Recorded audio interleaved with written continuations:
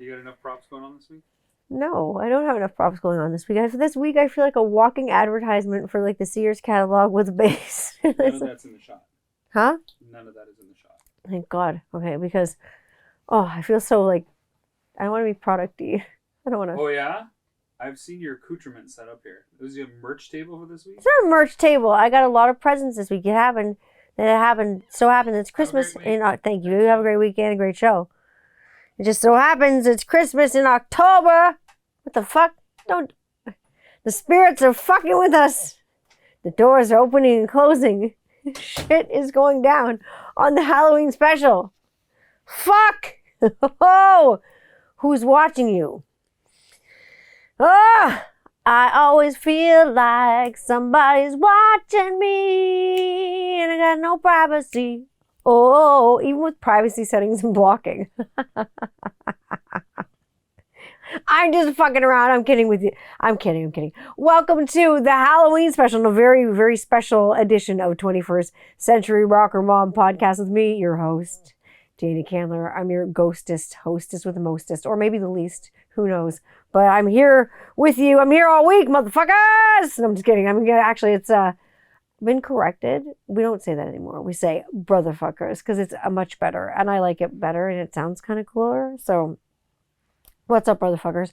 How are you this week? I'm actually fantastic this week. This week has been good. Things were kind of crazy, and then they slowed down. Lots of things. Like I say, it's Halloween time, so. Lots of things have been brewing in the cauldron. And I've been stirring around like the witch that I am. You all know because I'm that witch. I just took a DNA test and turns out I'm 100% that witch. Big time. Anyways, so like I always feel like somebody's watching me. Have you ever felt like you've been watched? The reason that I ask is have you ever felt like watched or like stalked or looked in upon, or like someone's watching your house or watching your person or following you? Have you ever felt like that? Have you ever had that? Like, I finished a Netflix series. Actually, I binge watched a Netflix series called The Watcher, and it had Mia Farrow in it, who was like a super highlight for me. And it also had Naomi Watts, if you like Naomi Watts. Lots, like, great characters, a lot of strong female leads, a lot of strong male leads as well. Like, just really good characters all around. The show could have been a film because it was like a show kind of inspired by true events. And it was these people living in a house and they get their dream home in the middle of the country. Like, they're living the dream. They move away from the city to get things quiet, to be out in the country, to live with their kids and have a great, quiet life, go to a smaller school, living the dream, right? Lots of property right on the water, and then all of a sudden, kaboom, they start getting these weird letters in the mailbox, like, dear, whatever their address is. I think it was 657 Boulevard. Dear 657 Boulevard, I love your house. Why would you replace the countertop, though? And it's like signed, The Watcher. It's like the person who was watching them almost like knew, and they were almost like inside the house and knew what the hell was going on. And there's so many red herrings and so many like, is it this person? Is it this person? Is it this person? Like, throughout the series, that's really scary. But some people like don't mind being watched. Some people actually get off on it and they enjoy being watched. Other people, normal people, I think, find it really fucking uncomfortable. Like, I like, as much as I have a social media personality and things like that, I don't want to be watched. I don't think anyone wants to be watched or spied on, like, because I think that's voyeuristic. I think it's strange. I think it's a little bit, it's like, well, how much time do you have on your hands? And then it can get really bad, because then it can get like, watching is a slippery slope, because that can turn into stalking. And what's stalking? Okay, so stalking, I mean, under a legal kind of like preface, I would say that stalking is 2 or more unwanted contacts with a person. So maybe you want it, but they certainly don't want it. And it's known to you, or the stalking person, or whoever, the stalker or the stalkie, it's known to the one party that the other party does not want any contact with them. But instead they contact them anyway, and it's like a lot. And they can get like they can get caught with stalking, aggravated stalking. There's all kinds of flavors to stalking. But like there's a new Netflix series, like I say, and it's crazy too because it's called I Am a Stalker, and it's like the most sociopathic, narcissistic thing I've ever seen. It's these folks that think they can really get away with anything, that they're above the law. They're all speaking from prison, let me tell you that right now. It is 8 episodes of confessions, true confessions to scare the fucking shit out of you about stalking, because what is more scary on Halloween or any time really of the year than being fucking stalked 24/7.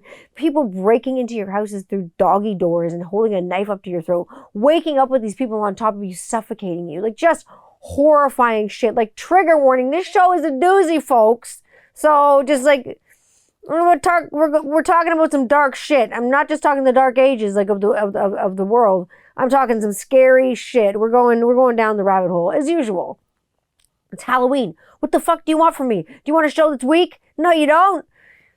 You want to pump it up, and we'll pump you up all week. I'm here, like I said, I'm here all week. But this show, 3 million people are stalked yearly in the United States of America. 3 million folks get stalked in the U.S. yearly. 7% of the stalkers are brought to justice. That's it. And everything else is just, it goes by the wayside. Like, I've had my own experience with stalkers. I get it like every week I get feet pics. This week I got literally junk mail. I got dick pics this week. I could hardly call them that, but that's all I'm going to say about that. It was just rude. Like, come on. I was like literally having a few conversations with like friends and people like around just saying, and most gentlemen that I spoke with all kind of resounded the same thing. Like, chivalry is not dead. This is only like one person. Oh my gosh, I can't believe this guy would send you that. Oh my gosh, I can't believe that he had the audacity to send you that. Oh my God, that's so rude. Like, and these were all gentlemen that I know sending me DMs being like, oh my God, I'm so sorry that like you got that and got hit with that.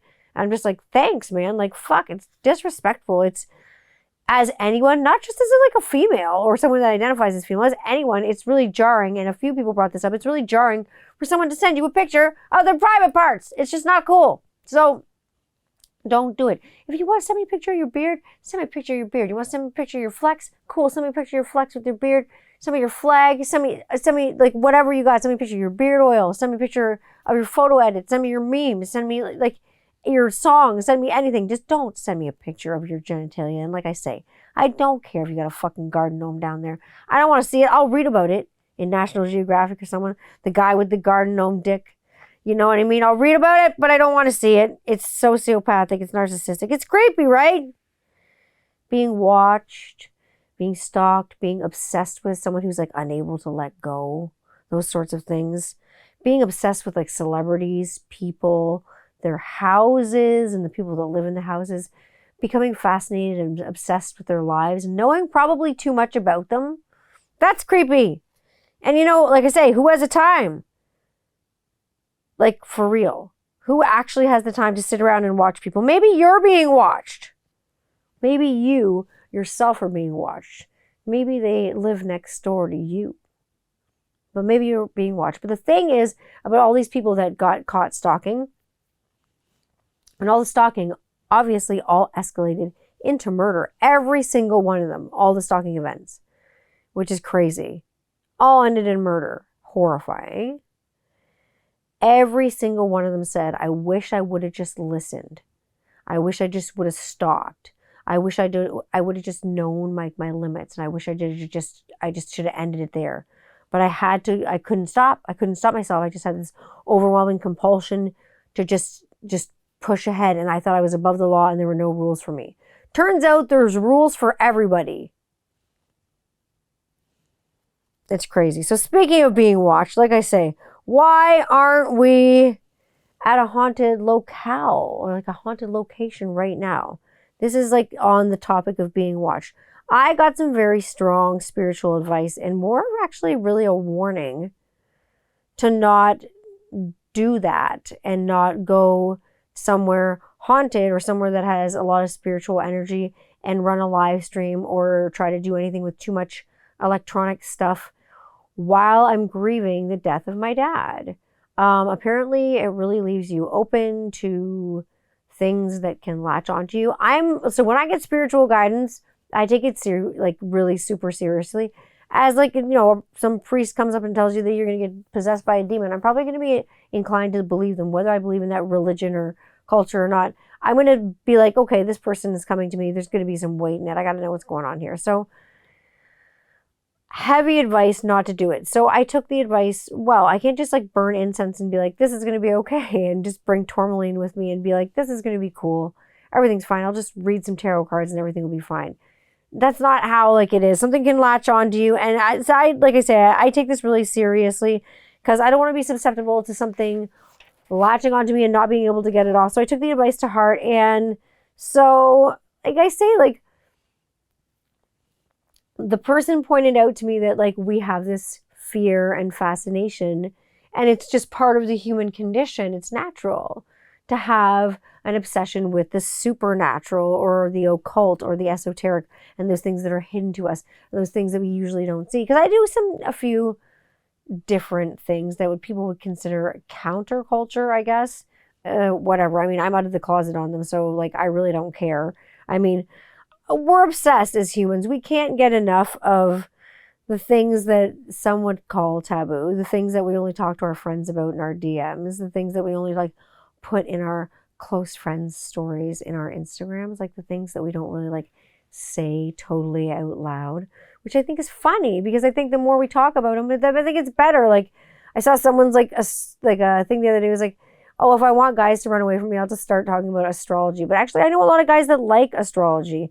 And take something like religion, for instance, that we don't talk about, because I say that we're obsessed with the things that are that we think are taboo or we perceive as taboo. Or some people say, I'm not going to talk about that because that's taboo. Like religion. Take religion, for example, and take something like Satanism, for instance, okay? Who the fuck wants to talk about that? No one. Anton LaVey. I told you I would talk about this occultist. I put this person in my stories and I said, do you know who this famous occultist is? And it's obviously the very famed occultist Anton LaVey, who was the founder of the Satanic Church, which was a church of Satanism. There's a rumor going around that the devil in Jane Mansfield, that he killed Jane Mansfield. She became a member of the Satanic Church. That piece of dirt, Marilyn Manson, is a member of the Satanic Church. It's something, if you want to look up, I mean, you can.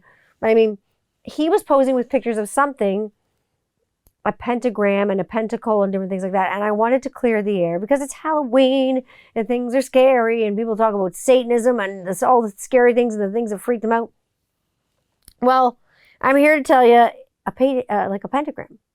Is it satanic? Is it aligned with the devil? What are you going to do with the pentagram?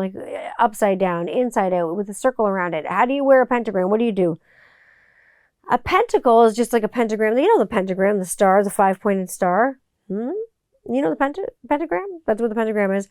A pentacle is just it closed by a circle. It means a lot of different things to a lot of different people. The pentagram origin is Christian and ancient Babylonian. Actually, it was meant to signify the 5 wounds of Christ or Jesus Christ. If you believe in that, it's also known as the Holy Tetragrammaton. That has to do with, the 5 points. It has to also do with the 5 senses in a human. So the 5 senses we have. And it was used generally by pagans. It represents elements, spirit, energy, just used in different cultures, used in Western cultures, used in Eastern culture to represent different elements like earth, air, fire, water, wood, spirit, those different things. And that by the 19th century, people had given, names to it that are associated with Satanism and, turning them upside down. And turning actually them upside down, showed that you denoted someone in Wiccan, in the Wiccan religion or in paganism. So that would always denote someone. But I think it's crazy that in the 19th century, they just added a goat and it became Baphomet. And then it originally, what was stemmed from Christianity, originally turned into Satanism. Just one day. Something that once represented the 5 senses of humans, of a person. And they represent that. It's been bastardized, like I say, by the telephone game, and it's fucking crazy because there's always that telephone game. What did it start as and what is it now? How did it go from here? Who said it first? Did you hear it first and repeat it? Or did you make it up first and tell everybody about it? Like, which one is it? It's crazy. And so it's that crazy telephone game thing. And so, I mean, it's used by the Eastern Stars who are associated with Freemasons and Freemasonry. So you tell me what you think about pentagrams and pentacles. It's associated with tarot a lot. Pentagrams we see, and pentacles, actually like the suit of actual pentacles, we see in a tarot deck and in tarot just in general. I mean, I read for a lot of you out there. No names mentioned, obviously. I'm not going to tell you who I talk about and who I talk with. My lips are obviously zipped on that, but I've had a fascination with tarot since I was so young. And I remember getting my first deck and seeing like a pentacle on the front of it and being like, oh, that's satanic. That's satanic. I can't bring this home like to my mom. And I remember going to this store down in the east end of the city, taking two fucking city buses to get there. It was called the Mystic Bookshop, and I went with my friends, and it was like kind of, it's still there. It's like, it was kind of dimly lit. They had witch books, and now there's more like Wiccan stores and pagan stores and things like that. They had candles, incense, dry herbs, different tinctures, lots of books, like I say, and different decks and books about tarot.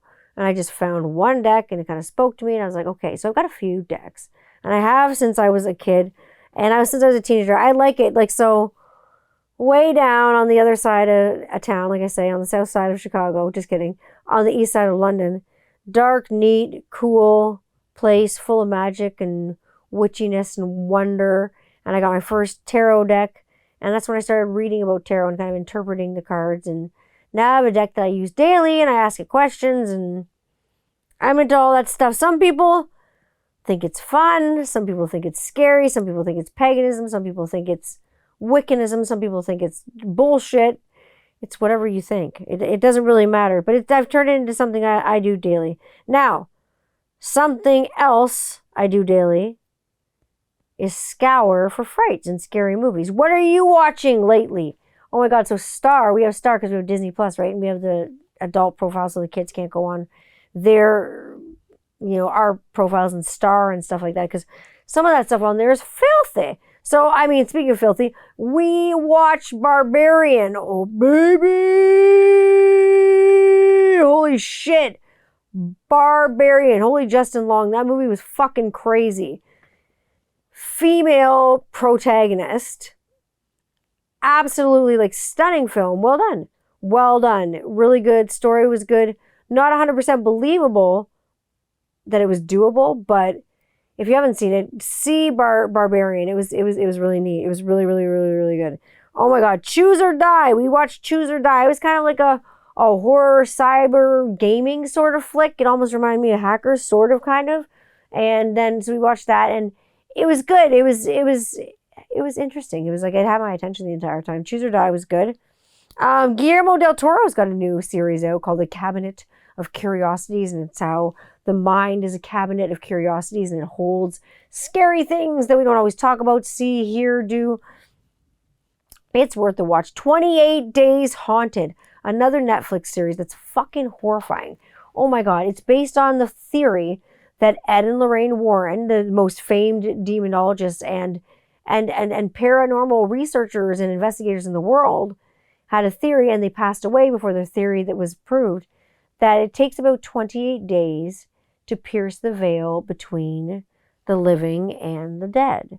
And so a lot of these paranormal investigators have gone to these very haunted, but very, very rarely investigated locations, I guess you could say, and people with serious powers.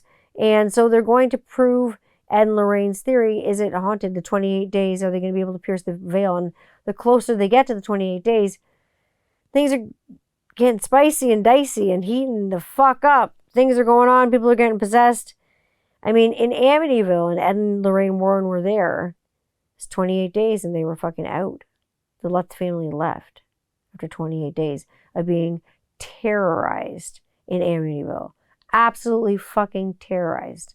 And everybody knows what happened in Amityville before. You can see that on an Instagram or post, or you can see that on an actual full YouTube episode. If you want to know anything about Amityville, I'll probably have another episode on it because I love Amityville. You love it. There's always something that comes out about Amityville. Maybe I'll interview a friend of mine who's been there. She knows a lot about Amityville. Now, this year, this season, the last, I'm saying that with a question mark and quotations. The last Halloween movie came out. Now, at this point, I don't know, Jamie Lee Curtis. I'm just petitioning you for help here. If like Michael Myers is stalking like Laurie, or like Laurie's like stalking Michael Myers, and it's like Stockholm syndrome now, and she's fallen in love with her captor, and she just can't get enough. She just can't get enough, and she just keeps fucking just missing, and she just doesn't really get Michael Myers. She just wants him to come back. Maybe it's some sick, weird love affair thing. I don't understand. I don't know. Someone asked me if I was excited for the new Rob Zombie Monsters flick, I guess.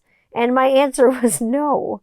I think that like the last few Rob Zombie movies have kind of tanked big time. I think, yeah, although the Rob Zombie and his wife, like Sherry Moon, were two of my like favorite like vegans and like goth vegans for like the longest time, I find that they align themselves with some shit that I wasn't fucking cool with. And I just kind of moved and stepped back. I took a step back from that. I was just like, not cool. Plus, his last couple films, to be perfectly honest, have been fucking terrible. And like, talk about cultural appropriation. I don't want to see Sherry Moon in fucking 3 from Hell in a full indigenous headdress. That's not going out for Halloween. Like, pick a different costume, honey. One that's not culturally totally appropriated. That's pretty shitty and pretty fucking racist. So I'm not into that. I think it's gross. And I think you could pick a better costume. I'm going to put that in major quotations. And yeah, I think it's wrong. So I'm not excited for the new Monsters movie. I've heard bad reviews, to be perfectly honest. The makeup looks good. The set design looks excellent. But I think maybe I'm just too old to get down with Rob Zombie and some of those views anymore. I like the veganism. I'm down with that. I'm down with the veganism. It's cool. Now, I'll tell you, like, speaking of veganism, when you are a vegan, lots of things are homemade. So many things are homemade. So much homemade food. I've been giving away homemade bread this week. We got lots of tomatoes still kicking from the garden. Finally, the frost kicked in, so the tomatoes have kicked out. Making lots of bread, like I say, delivering it to my neighbors. It's something to do. It's something to do. It's something fun in between mixing like oils and stuff like that. Back and forth to the office, things to do. People to see, faces to paint with beard oil, obviously, and legs to shave with shave oil and all those things like that. I'm saying some of my costumes for Halloween, and weren't your costumes ever? I'm going to have a sip of my Next milk here. I'm drinking Next milk from Silk. It's like 2% cow's milk. It's ridiculous, but it's Next milk. I don't know what the fuck it's made out of. Peas? Fucking it's Next. It's awesome. It's next level. And I'll tell you, well, that's homemade too. No, my costumes were homemade. My mom loved to make my fucking costumes. Like, she loved anything homemade. And my dad would take us out for Halloween. My mom would stay home and like give out candy. Sometimes my mom took us out. They kind of alternate. Sometimes they both took us out and just shut off the lights and put candy on the porch and whatever. Little Red Riding Hood. I did Dorothy from The Wizard of Oz. This is when I was smaller. I did like a Boxcar Willie kind of like guy like who was like going to catch a train with, you know, like a corncob pipe and his peddler sack over his back. I did John Lennon one year. Believe that. I did Satanic Nun. I've done Baba Yaga. I've done like Little Red Riding Hood as a kid that my mom made. And then I did like Sexy Little Red Riding Hood. I've done a Strip Search Officer. I've done, I've done so many crazy ass costumes. I've done like Dionysus and like the god of wine. I've gone to toga parties. Every costume you can wear, I've worn it. And I've gone out as an angel. It's weird. I'm priming myself for the heat because I'm bringing the heat. Baba Yaga, I think, is my ultimate nightmare. You want to talk about scary things for Halloween? Fucking Baba Yaga's scary, man. If you're not Eastern European, you have no idea what I'm talking about unless you know someone who's Eastern European, and Baba Yaga is a fucking nightmare from hell. The legend of Baba Yaga is that this witch lives in the middle of the woods on a house that's built on chicken's feet, and she like steals souls and kids and stuff and brings them into her yard and disembowels them. It's fucking horrible. And so if you're not Eastern European, you didn't come home drunk at 18, 17, 16 years old and think she was sitting on the couch in your front parlor room, you know what I mean? Like waiting for you and trying to come to kill you because you're drunk and you're like paranoid. I did. I was scared of Baba Yaga. I didn't want her to come. And I still thought she came, right? Because like my grandparents were still alive and still telling me stories consistently about Baba Yaga. So what can I say? Also, in this family, the horror of mirrors runs strong because, oh my God, even as a kid, my grandmother, my mom's mom, my own mom on my mom's side, would warn me about mirrors, and her sisters, my aunts, like in Europe, would say the same thing. I have mirrors in my bedroom, and they'd always say to close them at night as a kid, otherwise I'd see things and shit in the mirrors. And I took them seriously, and I always closed the mirrors because one time, after my mom's mom passed away, and we were really, really close, like so close, like best buds. My mom's mom and I were like, oh, I can't describe how close we were. And so I was having a hard time after she passed, and I was in our bathroom, our upstairs bathroom upstairs, and we had a big, big vanity with a big, big mirror, like a huge mirror, huge piece of glass, like tacked up on the wall, like beautiful ornate mirror. And I had a shower and there was no windows open or anything like that, and I was crying because I was upset. And then I felt a cold breeze, like a cold spot in the bathroom, and I was like, that's weird. And then I fucking saw something in the mirror.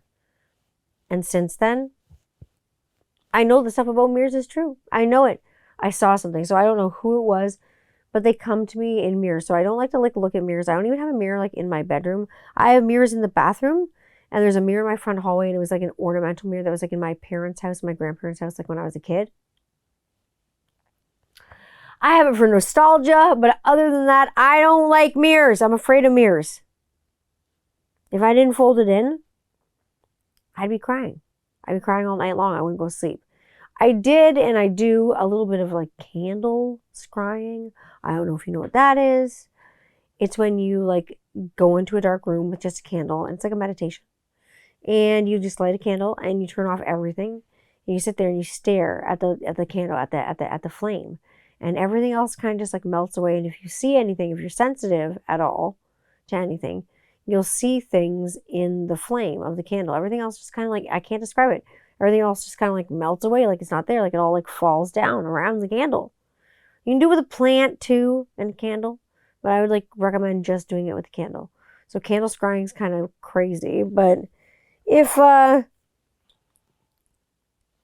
you do that in a mirror, you're toast. And I'm too sensitive to do that kind of shit in a mirror, so I never fucking would. But I don't recommend it. I don't recommend any of the shit that I say on this podcast. I don't recommend doing any of this. I don't recommend that it's safe. I don't recommend doing it. I don't endorse it at all. At all. I haven't done candle scrying in years, not since I had kids. I don't want to invite any of that stuff through some portal and get into the house.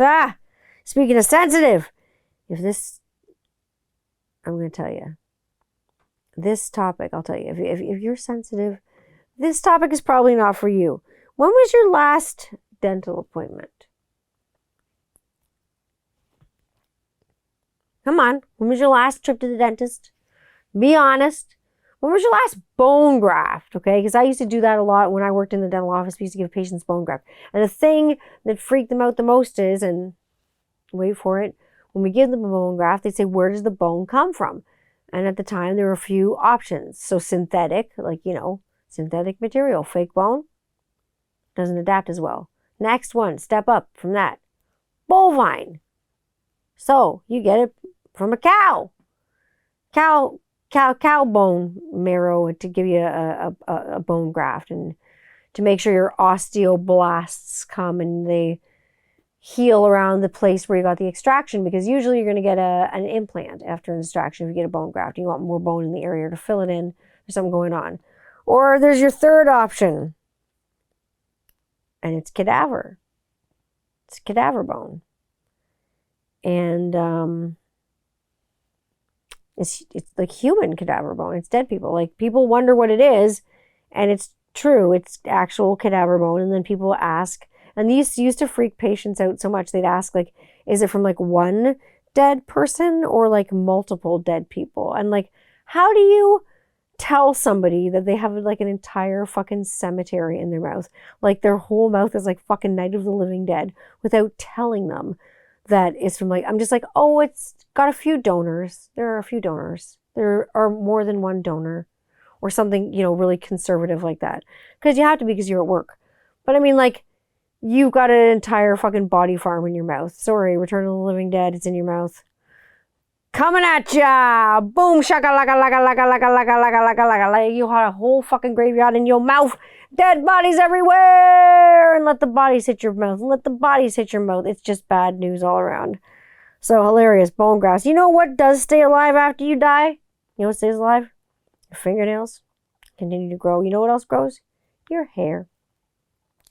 Your hair grows. And that is a way to introduce Beards and Bitchin in this segment this week, because dying. And I mean, hair growing. There you go. Halloween. So Beards and Bitchin this week. It's going to be a fun one. It's been a good week in beard world and everything bearded, especially for a non-bearded lady.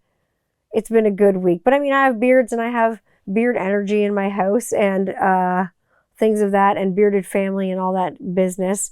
Bearded friends, bearded alignment. I don't even know what to call it. So much beard mail this week. Holy flying friggin' flopping flicking flying flock.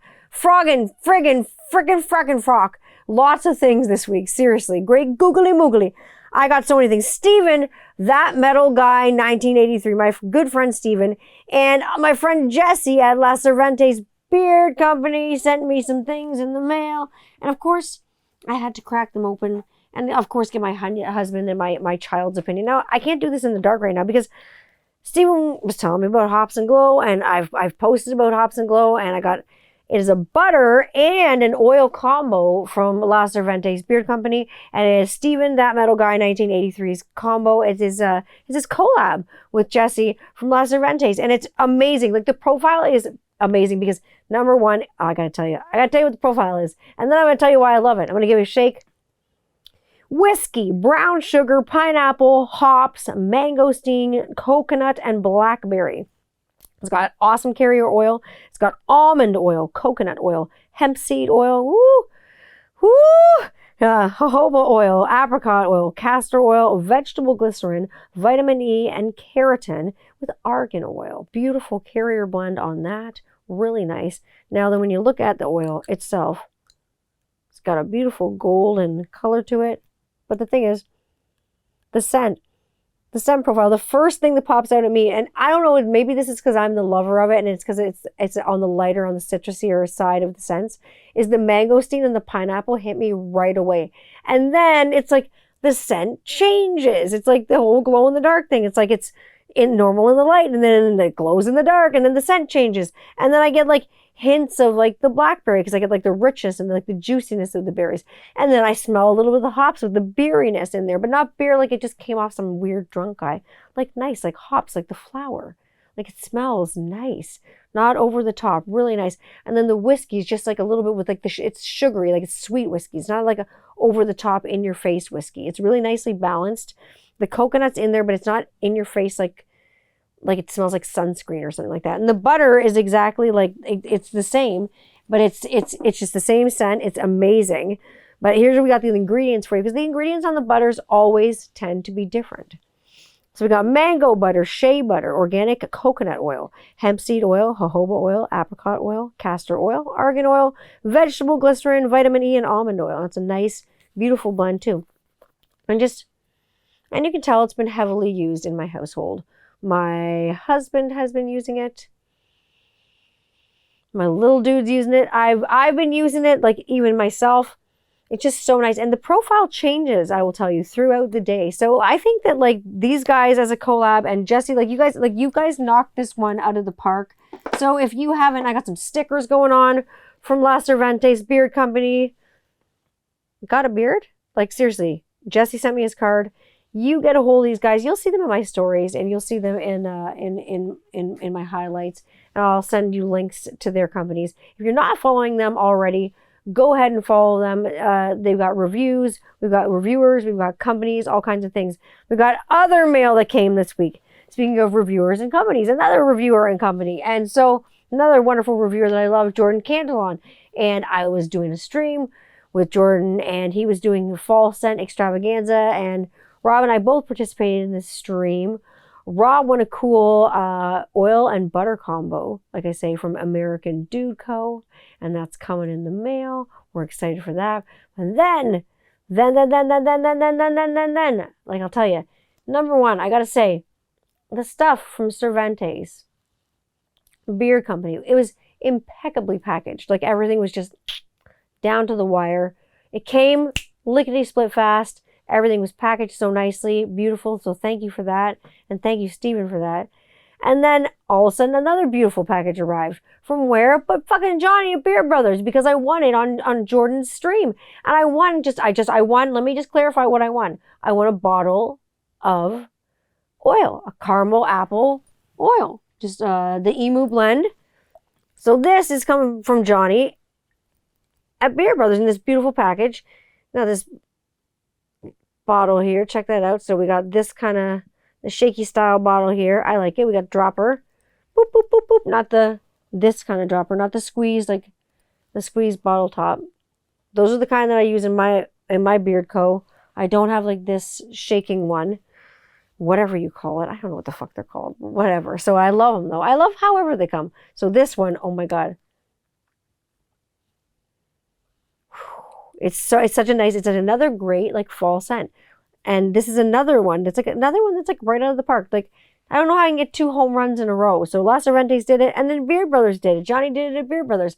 So this one is a blend, beautiful. It's emu oil, jojoba oil, sweet almond oil, apricot oil, castor oil, vitamin E, and fragrance oil. And it's caramel apple. It smells like someone went to the caramel apple orchard, picked one like caramel covered apple lollipop off the tree, and then dipped it in buttercream. It is absolutely fucking ridiculous. Like, it's ridiculous.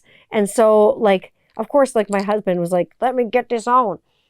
And so he got it right on his face. And then Johnny said, what in the heck? Oh, he sent the butter too. And then, wow, I want to take the top off. Oh my God. Does it smell amazing? Now my kids want to eat it. So my son loves it as pomade because this has actually got a really great hold on it too. So it's got shea butter, conditioner, BTMS 25, sweet almond oil, castor oil, vitamin E. All you need is a dime size amount from Beer Brothers. Again, in the caramel apple, in this butter. It's amazing. I love the way these things stand up. These products stand up to like the winter and the elements and things like that. So, I mean, Rob's rocked both these products in Beard, loves them.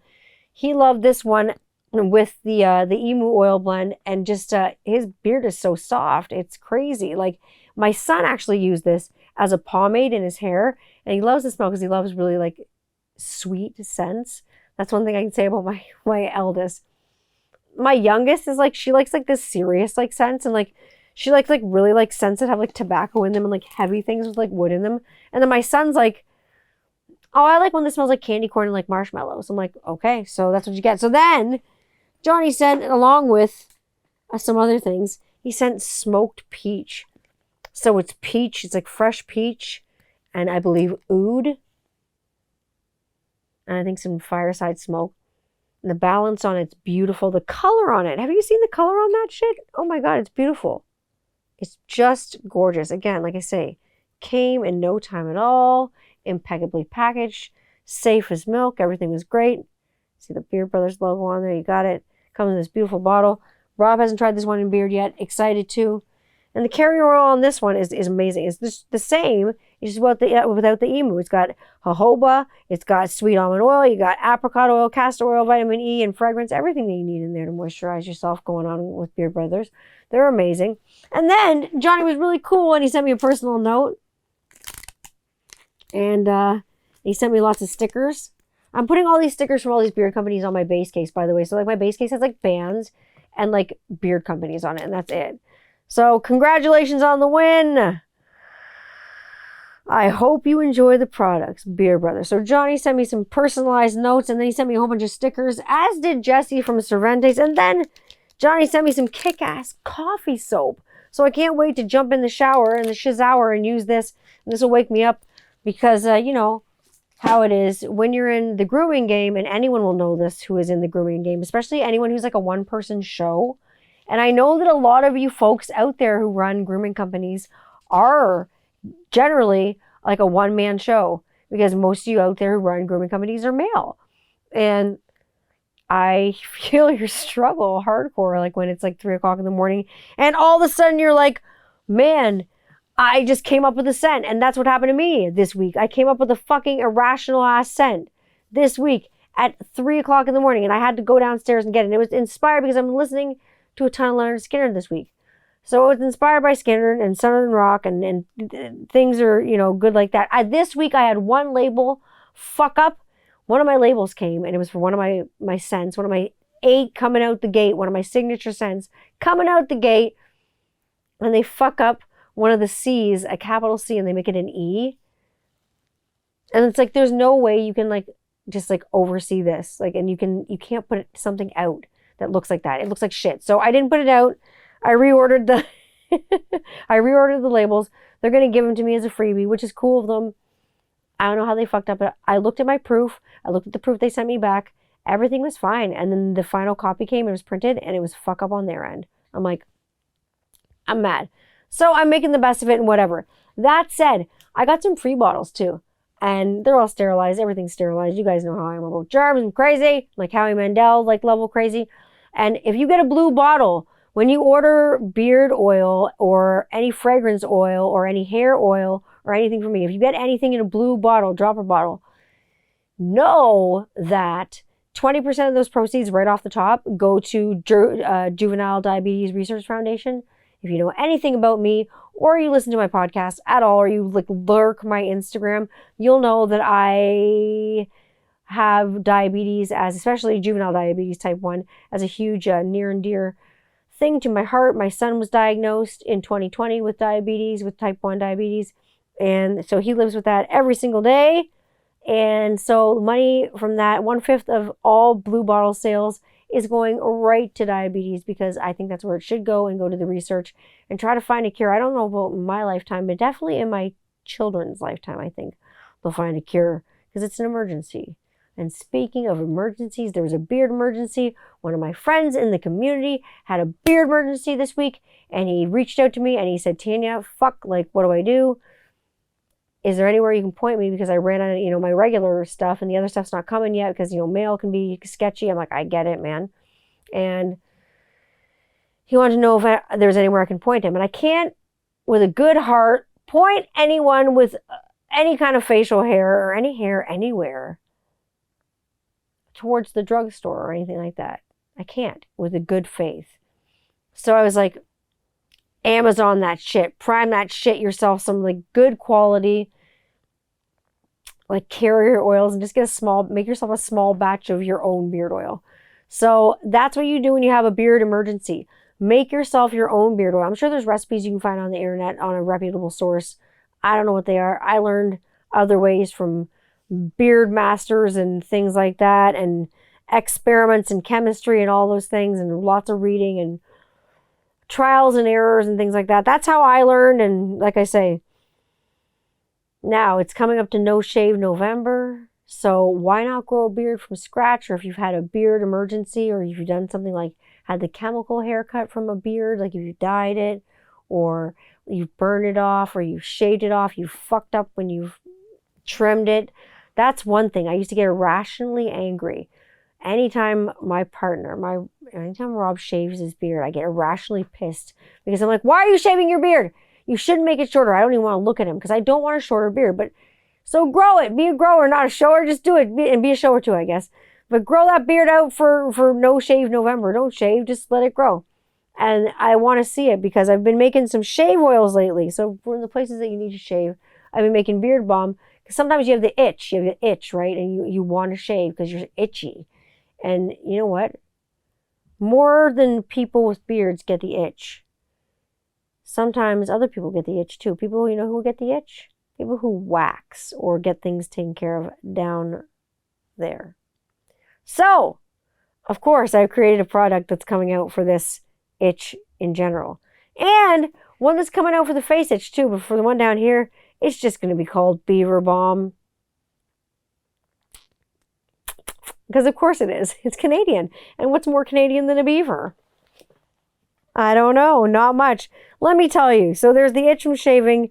So it'll get rid of, your road rash, your razor burn, your bumps from shaving or getting, waxed or whatever it is you do to yourself, wherever it is you do it to yourself. Even like your legs like that. I use nothing but shave oils to shave my legs.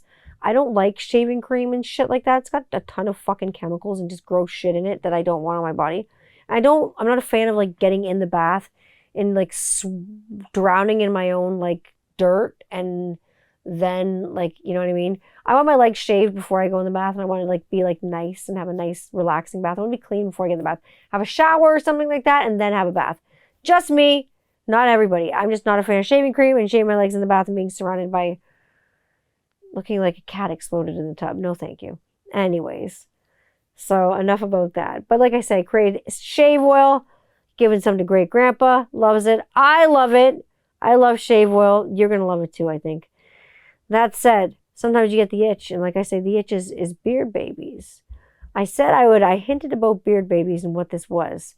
Now, since I've been on this earth, and even before I started doing stuff and being involved and interested in bearded community stuff at all, I was interested like in beards, but I didn't realize there was like a community. I didn't know. I don't know anything. The internet had to teach me this. I learned the internet's filthy ways, and then I learned about the bearded community. So I had to learn this myself. But before that, there's beard babies. And I know 9 or 10 people around my age who've had beard babies. Let me explain what this is. It's when your significant other starts growing a beard or gets a beard or like starts having like a new facial hair that you really like, that all of a sudden makes you so horny that you just can't keep your paws off them. Now, when I first met Rob, when we were not together, he didn't have like a beard or anything like that. I think he had like a little goatee and maybe like a mustache. He didn't have much going on. He's pretty clean shaven and things like that. And I thought he was cute patootie, but then when we started dating, he had a beard. And then it just kept getting bigger and bigger. And then all of a sudden, I started getting bigger and bigger because I was pregnant. I was pregnant. That's what happens. Beard babies. So many people I know were like, oh my gosh, I found my husband so much more attractive when he had a beard. Or I found my partner, I found my partner so much more attractive when they had a beard that we decided that's when we were going to have a baby. I'm like, because you found them that more attractive then. So it's like, people with beards, do you feel more like objectified? It's like if some like buddy compliments me being like, hey, nice boobs, or you know what I mean? Or like nice legs or anything, or nice hair or nice lips or whatever it is, right? Usually it's something like a dirty bit. It's a dirty part, like nice boobs or something like that. Nice cans or whatever. Whatever. Do you feel objectified when you get like commented on like your beard, like, hey, nice beard? Like they don't say anything else, like nice personality, or you did a great job shaving your head, or I like your haircut, or nice all around, or you know what I mean? Do you feel objectified when they just only compliment your beard? Or is this like a beard baby situation where you feel like more sexier now and you feel like you're just going to go out and impregnate the world? Who knows? Who knows? Everybody has this. Everybody's been so gracious, like I say, with the giveaways. I'll be doing a giveaway when the company drops in November. Y'all who have got your tester packages, they're going out. Y'all who've got your gift certificates, you know who you are, and you got them to spend. I like will tell you to spend them like when the company drops, because your money will go further because things will be cheaper. So you'll get like the flash. They'll be eligible on the flash deals, and so it won't be like these coupons aren't included and all that stuff like that. It's if you have a gift certificate, you have a gift certificate, so that's good on you. I say the testers go out. The blue ones go to JDRF, and this is like my charity. It's for my son, so this is my heart. It's important to give like back when people have given you things. It's important to like really give back. So giving something to diabetes, and I know diabetes is something a lot of people in the community struggle with. and we don't talk about it a lot. And I think it's important that we do talk about it and raise awareness for diabetes. And again, we're raise awareness for charity. And I see people like the bearded villains doing things for tons of charity and looking out for each other and things like that. And I think that's a great way to build community. And for, especially for me, for the bearded community and for like the diabetic community, I think that's a great way to kind of put things together. So if you got a blue bottle, or if you're getting blue bottles, if that's coming to you, if you find something in a blue bottle, just know that you unknowingly contributed to a charity. I'm just going to skim that off the top and give it right to JDRF. So that's that. Back to the sweet. As we talk sweet, we talk sugar, and obviously sugar, we talk diabetes, because you need sugar when you're down with diabetes. You need sugar to get up again and bring your blood glucose back up to normal. If you have a beard, if you don't have a beard, no matter who you are, if you have diabetes, even if you don't have diabetes, you know that. You need sugar to get you back up. Maybe some orange juice, maybe some peanut butter, whatever you got. Do you have a favorite Halloween treat maybe to get you back up? Do you have a favorite Halloween treat that you like? I mean, you're not diabetic. What do you like for candy bars and chocolate? Mine was always something like homemade. Like, not when I knocked on the neighbor's door and was like, trick or treat, and she reached into a plant and gave me a bunch of decorative acorns. That wasn't fun or homemade. But I like the popcorn balls and the homemade like taffy apples, or the hand spun candy floss, or somebody made like sponge toffee, like at home in the sink and let it grow, and like, or they made fudge and they'd wrap it in paper and they'd give it to us, and we trusted it because it was like our neighbors and stuff. That kind of stuff doesn't like exist now. Like, I bring my neighbors like bread and like tomatoes and apples and stuff like that, but it's not like it was when it was. These are like immediate neighbors, like next door, like we know each other and stuff. But like nowadays, it's not like it was when I trick-or-treated. Now, like, who goes to the bake sale a lot of times at school? I don't even know if they're allowed to have bake sales in school. Like, because so many kids are like allergic to so many things. And it's just not a good idea all around. There's all kinds of things lurking around. So school was even a scary place for me and my mates and my friends growing up. Between getting fought with on the playground and, other kids being jerks, we had teachers who put us, through impossible assignments. So we gave it back to them. So in grade 5, I had actually one of the greatest teachers I've ever had. And she gave us a project about doing a project on a country. It was an individual project that we had to do, like an ISP. It was like an individual like research project. We had to kind of find out about a country and learned out about a cultural sort of observation that is done there, or something, the cultural, anything, a ritual that they do there, and talk about it. So of course, being grade 5, I picked Egypt. And what I wanted to study was mummification and the mummification process. So I got the A-OK from the teacher to do this, because she knew that I was smart and I was on my A game and I was going to do this properly. So I made my mom go to the grocery store and pick out and my mom loved to get her hands dirty and get into my projects with me at school, especially the yucky ones. She thought they were fun. She loved helping me with my speeches and my oral communication. She made me my dad would help me with the music stuff, and my mom would be if I had to do oral communications and public speaking, my mom would be okay, well, speak out loud and make sure you make eye contact, all those things, and don't worry about what the audience is doing. But she loved my science projects, so she'd go to the grocery store and she'd go to the meat section and she'd get all the innards that I was going to put in the canopic jars for when they do the embalming. They take the brain out of the nose and then they take out all the organs and stuff like that. So she got chicken livers for the liver and heart, for the heart, chicken hearts. And she's where am I going to find a brain, Tanya? I'm I don't know, just find something that looks like a brain. So I don't think she found anything that looked like a brain. So I probably found some fake gushy brain. And I did the whole embalming in front of the class. And I mean, bless my mom for putting up with my shit and buying all those fucking organs and awful shit that I would never fucking touch now. Turkey neck and turkey dick and all the other shit she bought for me. That, bless her fucking heart for buying all that shit for me. Bless her turkey heart for buying all those gross things for me so I could put it in canopic jars and ultimately use it in my mummification project for Egyptology in grade 5, which I got a fucking banging ass mark on, by the way. I love a good project. What can I say? Speaking of dark and kind of creepy projects, I've hinted around doing different projects, and I'm doing kind of an art, sort of music, mixed media project right now, and I'm honored to like finally be able to like officially announce that it's out and you can fund it. Like, it's a crowdfunded project. I'm doing it with my very good friend Jacob Wheeler. You can find him at like Jacob Wheeler Art. You can find him Jacob Wheeler when I tag him in my stories. You can find him on Instagram. You can find his wonderful, amazing, whimsical, dark art and poetry. And I've been asked to be part of helping with this vision and making it to come to fruition and come true. And I really believe in this project big time. And it's dark and it's creepy and I love it. It's exactly the kind of thing that I love. It's a audio visual film mixed media. Like I say, it's Into the Flood Again. It's called Into the Flood Again. And it's a collection of poems, short films, mixed media, musical things like this. You can see little hints of it on YouTube. You can see it on his crowdfunding page as well. There's a sizzle kind of reel on there. Some cool things that you can see. You can see them on his Instagram as well too, on Jacob Wheeler Art. There's a lot of writing on models. I love what he does. And like I said, I really believe in it. I'll share the link with you. He's probably one of the most talented and gifted artists, I would say, of our time. Totally underrated. Like, he's had great shows. His models are amazing. His work's amazing. His body of work's amazing. So like I say, I believe in his body of work. So obviously I'm invested in it. And you should be too.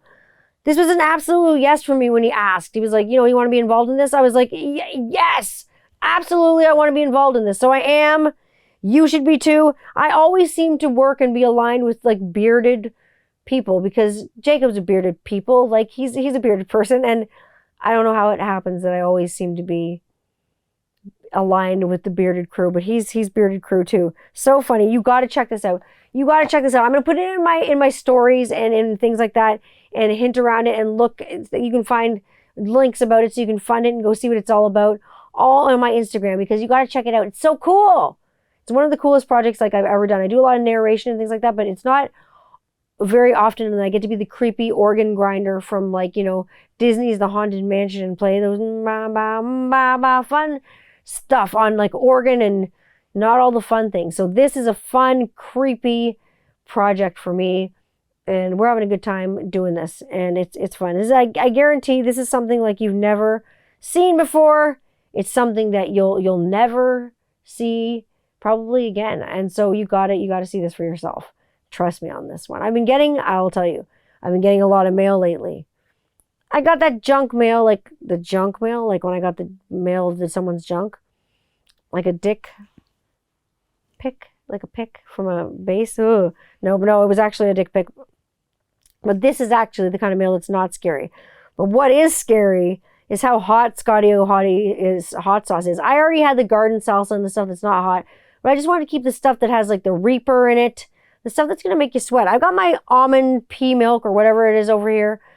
I'm ready for it. I'm gonna have a sip because I'm not gonna fucking burn my taste buds off. I gotta tell you. I have a confession to make. The last time I was doing Scotty O hot sauces, I didn't have all this hot stuff as well as the salsa and ghost stuff. I had the Reaper de Muerte, but I didn't have the ghost stuff and things like that. And I still was recovering from the long haul effects of COVID. So I didn't have all my taste buds back, but they're back. The bitch is back and there's hell to pay. So I don't know if I'm going to burn my fucking face off or not. So the Scotty O hot sauces met their challenge with me. I couldn't feel it all the way, but now I can taste all the salsa and the sauces and the taste is back, bitch. So what I'm going to do is I'm going to drop the socials now before I start having this stuff, because some of this stuff is really fucking hot. It's like some of the hottest sauce in the world, and it wasn't like killing me the last time. It was tolerable, but I shouldn't be. So we're going to see if it is. But I got my little plant milk here. We're going to see if that works. I'm already sweating just looking at it. And that's why I keep looking to my left, because it's here beside me. I've got some sauces. I've got some ghost sauces, some Reaper sauces, and some tequila ghost sauces. So you know where to find me every week. I'm on Instagram all the time. I'm a slave to the gram. I'm at 21st Century Rocker Mom. You can find me at that handle on the same 21st Century Rocker Mom on TikTok. If you see me TikTok and doing weird stuff on there, you can find me on Linktree. Linktree, if you just like click up in my bio on Instagram, It shows you where you can find me a lot of places, like on Instagram if I don't get rid of it, because Elon Musk is like taking it all over. It's crazy. And then my YouTube's up there. My YouTube is Tanya Candler Channel. You can always find me on YouTube. I may change the handle. I don't know. Maybe just Tanya Candler. I don't know. We'll see. Maybe 21st Century Rocker Mom. Maybe everything will just go towards the beard company. Will have something different. I'll be dropping that soon. You can find me on my podcast wherever you stream podcasts. You can find me on, like, they haven't taken me off Spotify, so apparently you can still find me there. Apple Podcasts, Google Podcasts, Anchor, Linktree, has everything you need to find me. But, you know, find me on YouTube. If you click subscribe, if you click notify yourself, you'll be notified every week that I come on. I'm going to try the salsa. First, I have some cauliflower wings. I got some, Scotty O'Hottie, what's in this? Not a lot of salt, which is great. Tomatoes, apple cider vinegar, onion, lime juice, bell peppers, garlic, tomato juice, cane sugar, cilantro, ghost peppers, less than 2% of black pepper, and sea salt. Let's try the Scotty O'Hottie.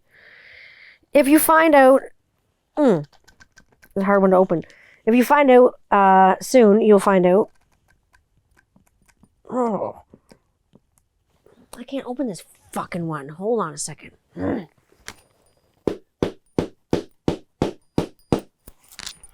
There we go.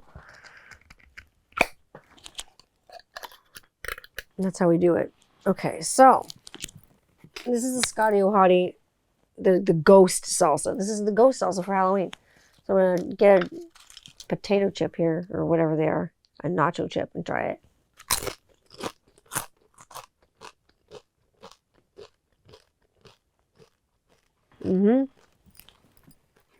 Good, it's hot. It's got a nice consistent burn. It's a nice slow heat. Whew! But hot though. And then I got a shit pile of cauliflower wings over here.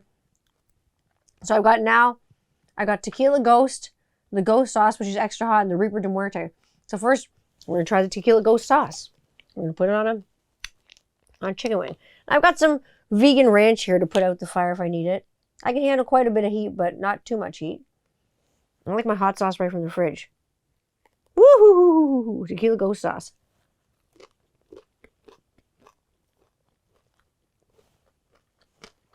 Yeah. Woo! It's hot. Super good. Made right in Michigan. Motor City hot sauce itself. Woo-ha! Tequila Ghost is hot. Woo! It's good though. Shit. It's really good. Now, this is just the Ghost sauce. And it's hot. Let's see how hot it is. Hoo-ha! I love the viscosity on these sauces, and I love when I take them out of the fridge too.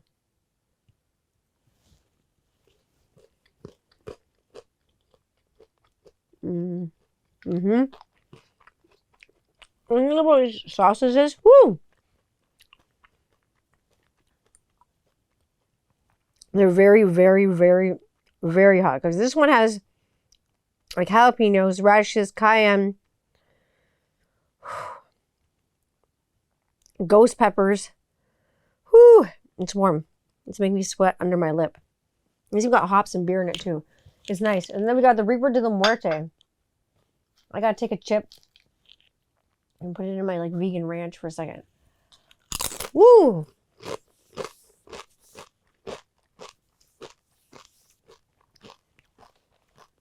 It makes me sweat. But did I die? No. The thing I love about Scotty O'Hottie hot sauces is that I can still talk. They're hot because they make me sweat like crazy.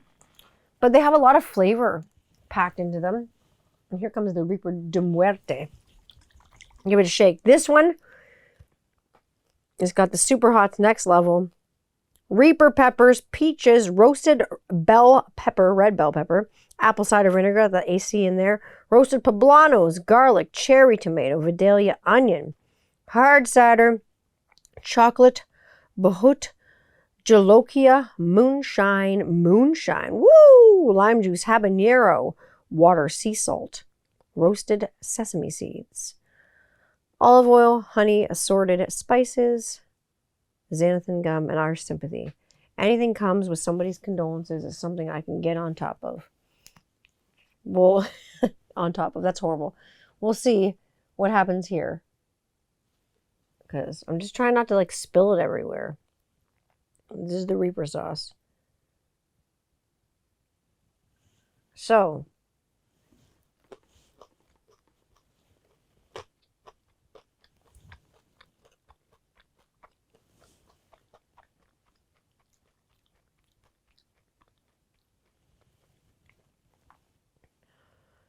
Ooh.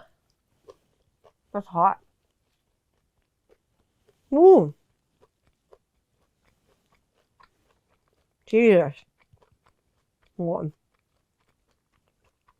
I have more, but I think it's because it's got a build on it. Whew.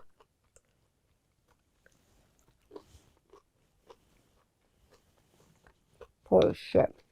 The world's hottest Carolina Reaper.